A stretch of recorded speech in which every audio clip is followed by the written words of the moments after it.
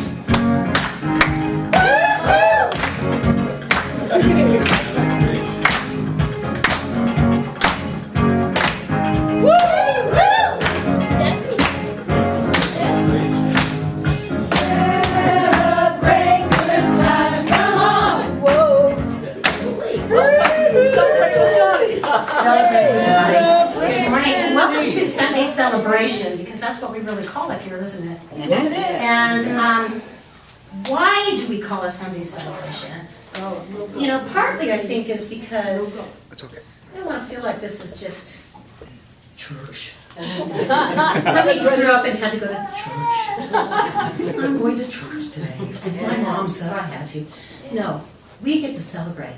And what do we get to celebrate? We get to celebrate our family, our extended families, our community, and we get to celebrate our freedom to believe as we choose, and that as long as we harm no one, including ourselves, we know that we are able to celebrate. What a great gift. What a great journey that we get to take. So I'm going to talk to you a little bit about celebration today in a couple of different ways. But let's start off with a joke, okay? Yeah. Corky, do you know it? Oh, no. I'll bet you do. So the Pope passed away. Oh. But he walks into the pearly gates, and he gets told by one of the archangels, you have been such an amazing Pope. You get the honor of looking at all the old records. And you get to look through all the original writings and everything that came forward from the very beginning. And so they leave him alone in the room, and he's going over all the big tomes, and he's reading everything, and suddenly the archangel hears this cry coming from that room. There's an R! There's an R! And so the archangel comes in and he goes, what's the matter? He goes, it says celebrate!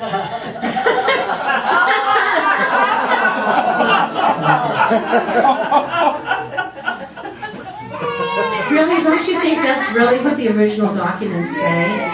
Do they say we need to be celibate? No. I think it says we need to celebrate. So why do we celebrate? We celebrate for so many different things. We celebrate, religious holidays around the world. We celebrate spiritual growth and spiritual journey. The Wheel of the Year. We have our beautiful Reverend April, who leads our goddess group for, and does the goddess energy and the goddess honoring, and then we have our beautiful Dr. Reverend Eileen. I never know which order to put it in. Reverend Doctor, Reverend. Yeah, Reverend Doctor. Okay. our beautiful Eileen. First name works. Yeah. Thank you for letting me be on a first name basis with you. She leads us in being druids, and being a druid, that's really amazing, is you can have so many celebrations, and you are not in conflict with any of your religious or spiritual good. Wonderful. So anybody who comes from an old time type of religion and goes, oh gosh, I can't be a Druid, I'm a Christian, I can't be a Druid, that's not true. You can be anything and still be a Druid. And you can still honor the earth and be into the goddess, because I can't believe that it's just a male energy that flows through us. It has to be male, female. I mean, there has to be a balance. If we talk about balance in our lives, we know there has to be balance in spirit, right? So we celebrate the wheel of the year. That's honoring the different seasons, honoring the different times of the year, and bringing about the energy from what's required, to bring about the next place and to celebrate our lives going forward and to honor the fact that we are a part of the earth and we are happy to be a part of this earth. A ritual is the same thing as a celebration, right? I mean, really, when you get wild at a ritual and you're doing the wild dancing or even if it's just a quiet meditative type of ritual, you're still celebrating. And what are you celebrating? You're celebrating your spirit. You're celebrating the spirit of others and you're celebrating the earth. And so I find that's really an amazing, amazing thing to get to do. And today, later on, we're going to be celebrating the life of Virginia Scene. And are we celebrating that Virginia, yes, we're celebrating the fact that we were blessed that Virginia was here in body with us, but we're not celebrating her body, are we? Nope. We're celebrating her spirit. And we know that her spirit is still with us. We know that her spirit is still alive and she's happily dancing around. And nobody loved music more than Virginia. And nobody loved to celebrate more than she did. So, she always came in with her light. And what is the theme of today's celebration? We are the light of the world. Thank you, Carol. Yep, Jan and Carolyn with their lights. That's great. Thank you. And because that's really what we are. And that's what gives us the opportunity to be a celebration. But I thought, so here we are in our bodies, and we are just here having a human experience. When we celebrate, we're celebrating our spirit. I mean, really, seriously. We get down to the core of who we truly are. Does anybody disagree with me? I didn't think Unless so. you want us to. Well, you can if you want. I mean, that's fine. You have freedom, Yeah. and that's the wonderful part. And that's a great thing to celebrate is our freedom. So and look at how we get to love one another, and there's no judgment on how we do so. So that's a great thing. So we get to love ourselves. We get to celebrate ourselves, and even in sad times, even times that are difficult. We had somebody last week that was having a very difficult time, and she came in front of us, and she shared her heart and her spirit with us, and we were able to celebrate her and celebrate her journey with her. It was a hard time. It was filled with love. It was filled with some sadness and some deep energy and deep feelings. But that was a celebration of being able to recognize when Spirit is talking to you and telling you that it's time to do something that you're not sure of yet. And and that's okay. It's okay. So even sad times are celebrations. Because we get a chance to heal. We get a chance to hold one another. We get a chance to touch. We get a chance to rejoice in the love that holds us and surrounds us. What a wonderful, wonderful opportunity. Yes. So I thought it would be kind of interesting today to bring about, I had a little bit of fun yesterday on the internet, to bring about some very, very interesting ways that celebrations occur around the world. And everybody around the world has a different, some countries have a different New Year than we have. It's not always on January 1st. It's, Chinese New Year is a different time, and I believe that there's several other countries that have a different time. But everybody has a different way of celebrating things, and I thought I brought in some interesting celebrations that I thought you might enjoy. So every year, right before Lent in Brazil, there's the Carnival in Rio de Janeiro. I don't know if anybody's ever had a chance to, or an opportunity to go to that.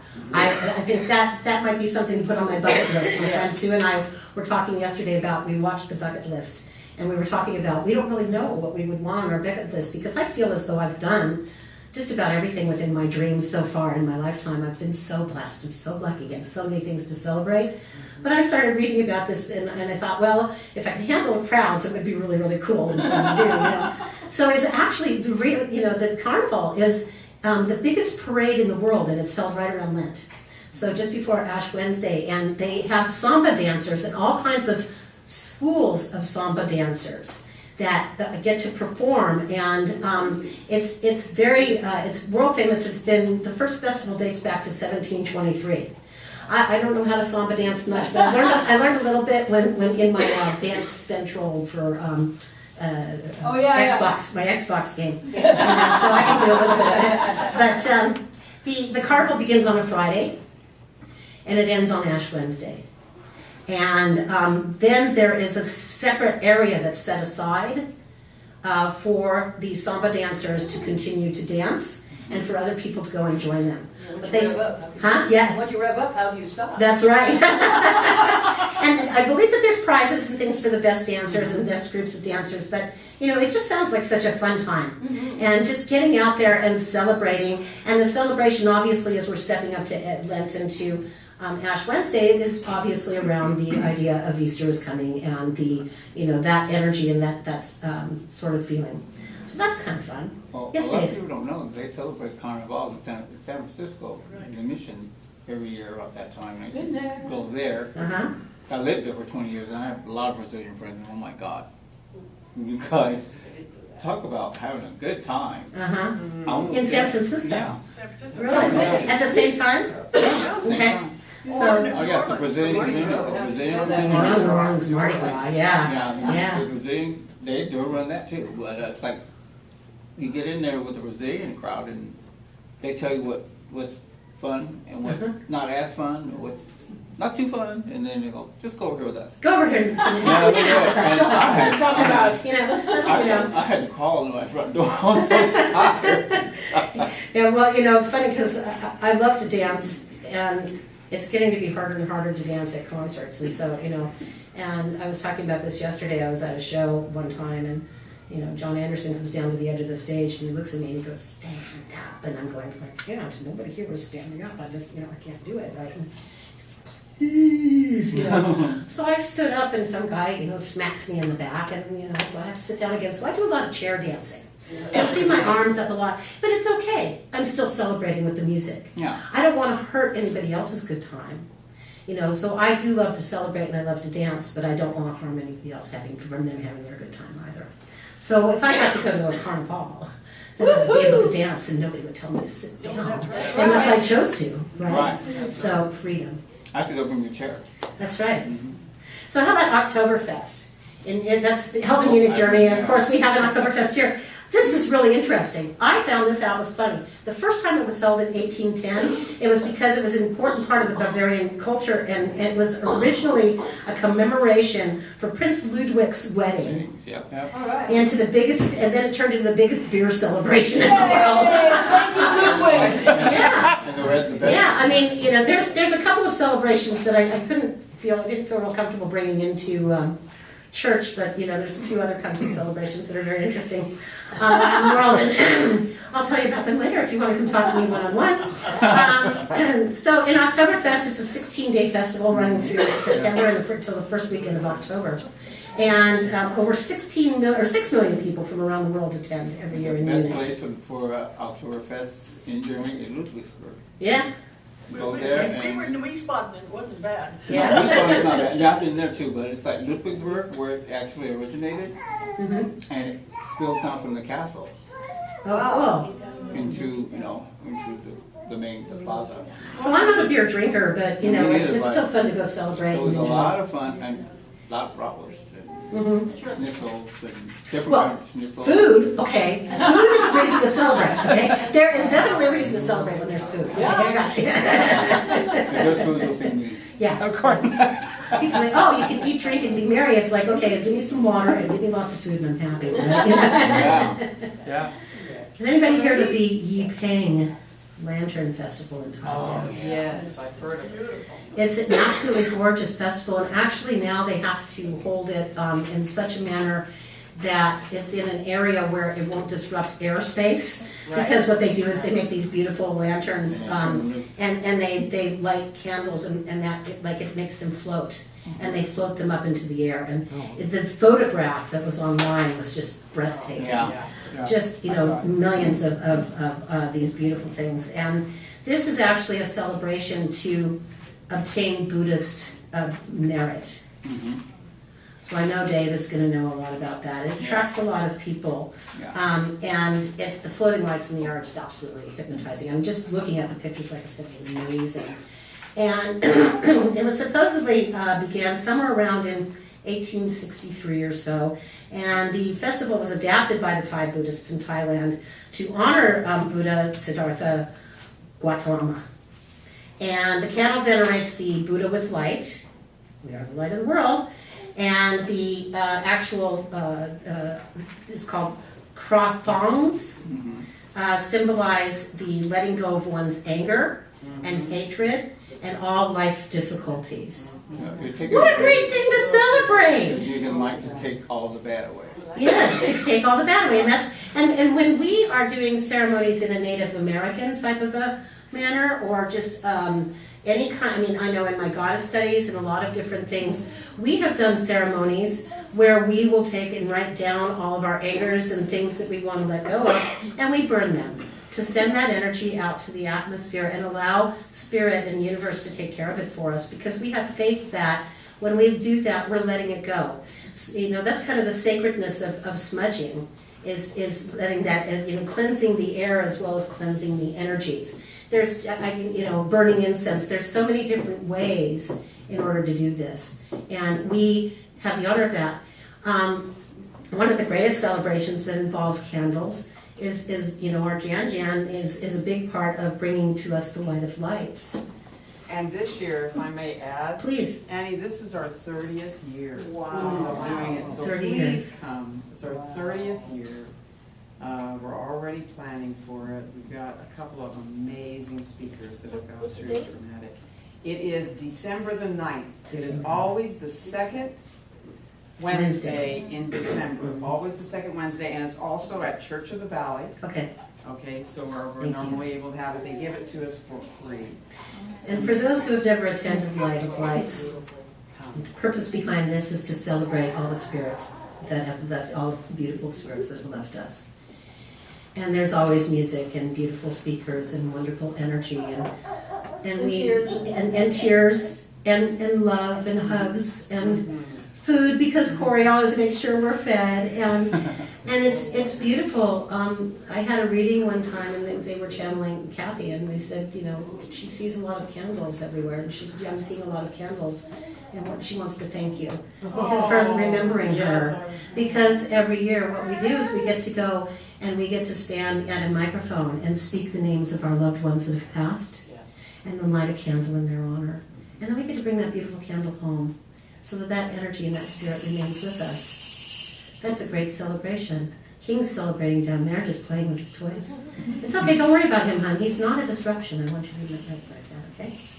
So that's another way that you can celebrate with candles. Now it's interesting, what they say in addition is that sometimes people cut their fingernails or their hair and place those clippings in the krathong as it goes up. Because it's a way of letting go of their negative thoughts. It's a way of taking their energies and letting it go through. So it says the festival means says Yiping. Yi means two, and Pang means full moon day. So it's done at a full moon, and it's always the 12th month according to the Thai calendar, which is usually, I believe, in November, is their 12th month. So what a wonderful, I would love to experience something like that as well. How about Holi in India? Has anybody ever heard of that celebration? Holi is the time, it's a Hindu festival in spring, and it attracts many communities, but it's mostly held as a Hindu festival. And it commemorates the new season and the harvest. Didn't we just celebrate our birthday? Gee, I see a few coincidences here. So Holi is known as the Festival of Colors and the Festival of Love. And it signifies a victory of good over evil. Yay! Now, I don't particularly necessarily believe in like evil per se. I mean, things can be darker and not on a positive side, but you know, I used to say, well, evil is live spelled backwards. So if you're not living, you're probably experiencing some evil in your life because you're not living to your fullest potential. Yay! That's my take on it. It's primarily observed in Nepal, and what people do is they get together and they celebrate at the approach of the vernal equinox and at the full moon, and it varies every year per the Hindu calendar. Okay, we all know the Jewish calendar is different because it's lunar, the Hindu calendar is different. Typically it comes in March, sometimes February in the Gregorian calendars. So again, it's a time to play, feast, laugh, and forget all your troubles. And to make it even more fun, they get to throw, I don't know what it is, a powder or all kinds of different colors, and they just, they kind of pelt each other with it. It's pretty amazing, what it is that you get to do. And I've seen the photographs, and just everybody's rainbow colors, and I thought, wow, wouldn't that be cool if we all could be just like that all the time? I just love that. And here was an interesting one I read about in Spain, and there's no actual specific significance behind it. I think it's called Tomatina. Once a year, basically people throw tomatoes at each other for the fun of it. And as I was reading about this festival, it started off with some youths and something where they were doing something and got crazy, and as the years went on, it started growing and growing and growing. But then I started reading about different tomato festivals all over the world. And in the USA, there's several states. Colorado has a tomato festival where they throw rotten, the tomatoes that are going rotten, they get rid of those. And they had to create certain rules, okay, in Spain, because it got to be so wild and crazy, and people were slipping and falling in the tomato paste that was all over the place. So you can't, and people were getting hurt from getting smacked with tomatoes. So they created certain rules. Yeah, don't wear white, unless you want it tie-dyed for any reason, with a little bit of red in it. But the tomatoes have to be soft before you can throw them at anybody, because you don't want to throw a hard tomato at somebody. Yes? We have that here in California, not too far from here, in Carmel. That's right. In Carmel? Yes. That was not in the internet. You had to tell us about that, Dave. It's like, it's in the late spring they have it. Yeah. And we would go to Carmel Valley, and Carmel Valley Road, the Rancho Shopping Center down there, and it's like, the parking lot is, just like vendor tents and things like that, and go around and they have a little staging area, I should say. Right. And everybody has like aprons on. Oh, you wear aprons. And they have like, what do you call it, on their hair, so they don't get it.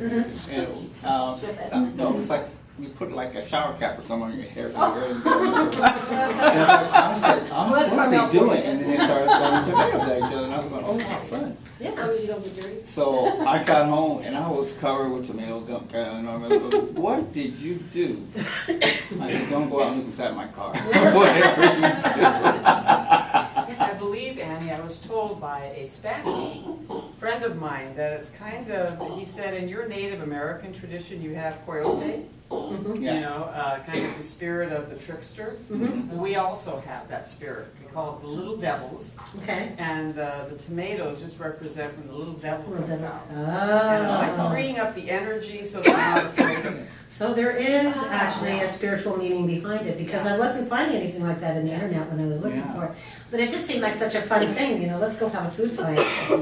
Hey, let's talk about celebrating. And another celebration that they have in Spain is actually, I don't know if I can say it, Festiva de Santa Maria de Ribarteme. And the festival is about people who have survived death, who came back, who've had near-death experiences. Wow. Celebrate. And and it's held in a small town called Las Nieves, And the festival's held in honor of Santa Maria de Rimatartene, and this is the patron saint of resurrection. I would think Jesus would be that. So, yeah. There's a few of the people that have resurrected, I don't know, right? On the day of the celebration, there's a parade that's held in which one of the lucky survivors is chosen to be carried in a coffin to the cemetery around the church. I thought that was really interesting. Okay. But offerings are made and blessings are sought by thousands of people who throng to this small town every year to be a part of this ceremony and celebrate those who have had a near-death experience. Wow. And so, what a great way to honor, who we are. And, I just keep thinking about how magnificent it is that we have every right to celebrate. Every breath that you take is a celebration. Because Spirit is running in through you, and we are a part of that divine spark. That's a great thing to celebrate. We are spiritual beings having a human experience. That's a beautiful, wonderful thing to celebrate. We have music in our lives. Music is a celebration. Sharing music, you're including others in your celebration. There is hundreds and hundreds of religions and different types of cultures that have so many different types of celebrations. And we're so blessed to get an opportunity to experience those. And so does anybody out there have like a type of celebration that they've done that's really kind of unusual, or that they might want to share, or something that they've done before? Or, I don't know why, Gloria, I'm looking at you, but Mary? In Minnesota, it's really cold in the wintertime. Winter is frozen. Everything's frozen. So in the spring, we used to go, as soon as the ice would melt enough to be able to get into the freezing cold lake, we'd rip off our clothes and we'd go dive into this frigid water, and just to celebrate spring, and then we'd run out really quick and wrap up. Yeah, that's cool. There's something similar to that in Japan. They have a naked run when it's absolutely freezing, and then there's the running of the bulls, I believe in Alaska. Is that where it's so? They have bulls in Alaska? Yeah, Pamplona. Pamplona. yeah, no, it's the men.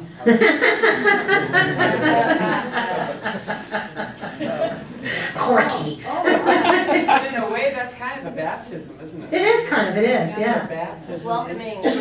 Welcoming the spring, welcoming the breaking of the ice, Yeah. and knowing that the sun is coming back out again. What a wonderful honoring. Yeah, there's a, About May Day, you already covered that. And May Day is a beautiful honoring of the spring as well, and that's another one of our beautiful celebrations. Gloria, you had your hand up. I do enjoy dancing, and coming from the South and predominantly Christian faith, going through the Pentecostal churches, the charismatic movements, Yes. and things like this, I'm reminded of so many scriptures, of course, and I understand it a little differently. A lot of times what you don't realize is during our prayer and meditation time, I feel it's a sacred time, and I'm usually at the back of the room dancing, because pretty much I can't sit still. Because when Spirit is moving, okay, I'm reminded of a scripture where Moses hid behind a rock and watched God pass by, and the mountain began to crumble. When the Spirit begins to move within you, that love starts bubbling up. Something starts moving. You get that energy and that sort of thing. So I've attended many churches and helped choreograph or worked with the choreographers, with the young people, to teach young people, because they like to move, children like to move, to teach them praise dancing.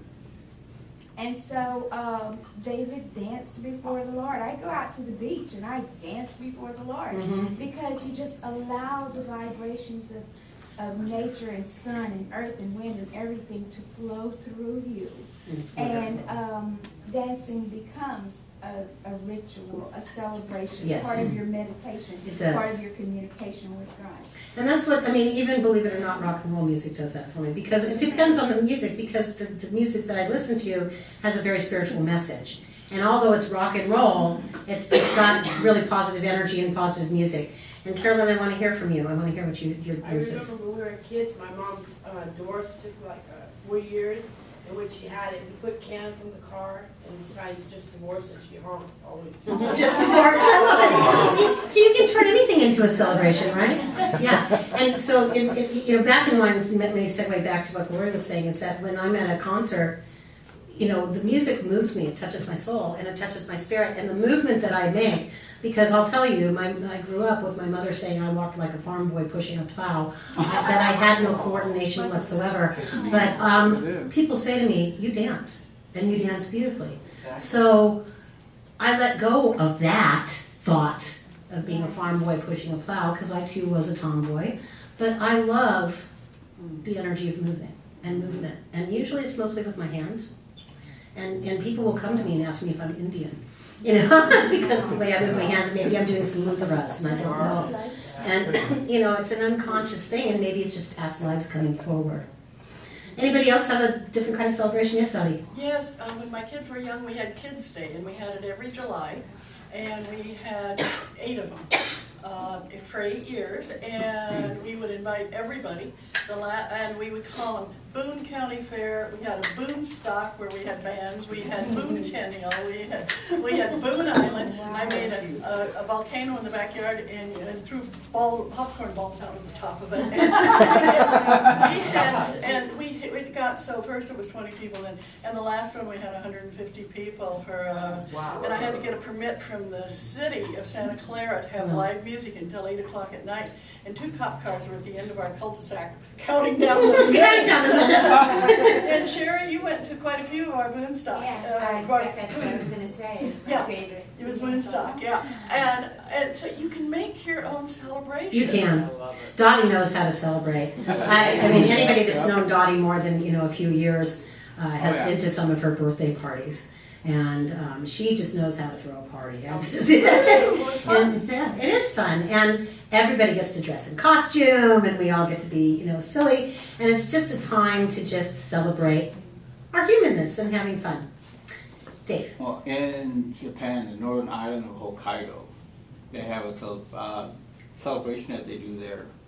It's gone all throughout Japan now, but it's mostly Hokkaido. Mm-hmm. At the David, end, you need to stand up because people in the back can't hear you. at the end of winter in Japan, because it snows there a lot, almost year round.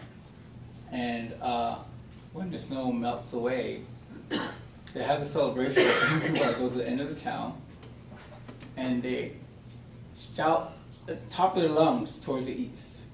Then they turn to the south, and they shout to the south. Then they turn west, and they shout us out, and they turn north, and they shout. Wow. They're chasing all the bad away. Excellent. Isn't that cool? That is awesome. So, you know, and as we talk about some of these different celebrations, right, as we talk about these, have you noticed that the tie-in, how they all kind of tie together, no matter what culture we were speaking of, no matter what we were doing, that is proof to me of our oneness, and our oneness in spirit, and that's what I celebrate every day, and I give thanks for it every day. So I just want to thank you for giving me an opportunity to share our celebrations with you. Yay! We celebrate you. Yay. I did not dispatch Baby King. A woman came in with a huge box of children's books for me, and it was in my office. And so Kat and King went in there, and he is able to pull out the books and look at them, and he is having a wonderful time. So that's what's going on. So if you wonder, what did she do? Dottie got up and the baby left. Nothing too horrific. So I want you all to